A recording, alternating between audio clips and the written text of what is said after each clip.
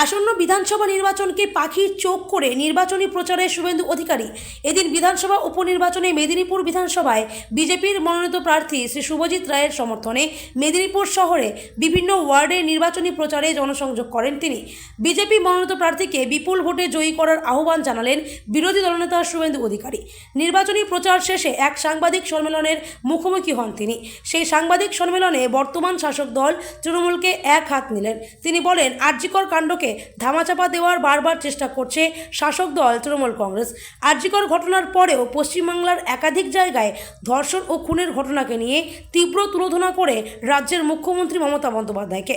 তিনি বলেন, প্রশাসন এখন শাসক দলের দলদাসে পরিণত হয়েছে। তাদের উচিত অশোক স্তম্ভ দেওয়া টুপি খুলে চটি মার্কা টুপি পরা উচিত। তো এখানে লুট হতো না। আমরা অপেক্ষা করে আছি যে 13 তারিখে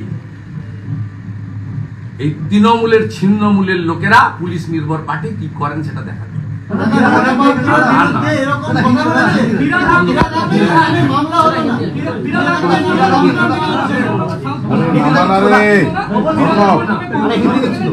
না নিলে কোর্টে হবে, বিএনএস এর অন্তর্গত জিডি হলে এফআইআর করতে হবে, জিরো এফআইআর।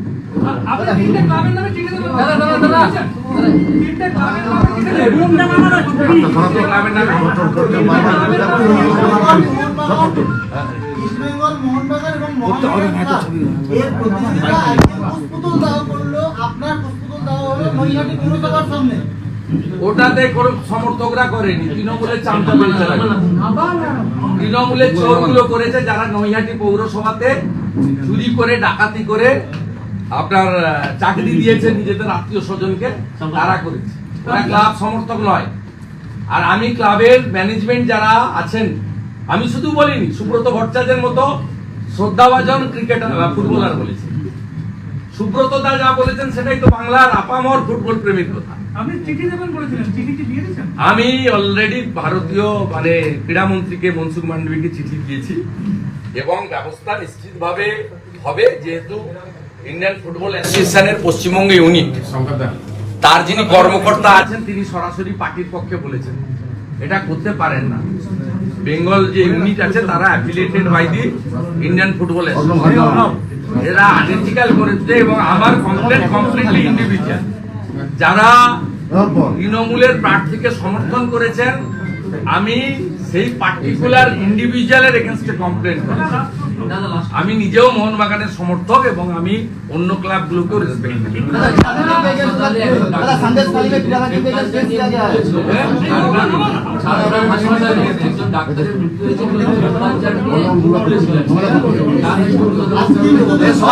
সবই হয়। মেদিনীপুরের লোক দেখুন 13 তারিখে বদলানি।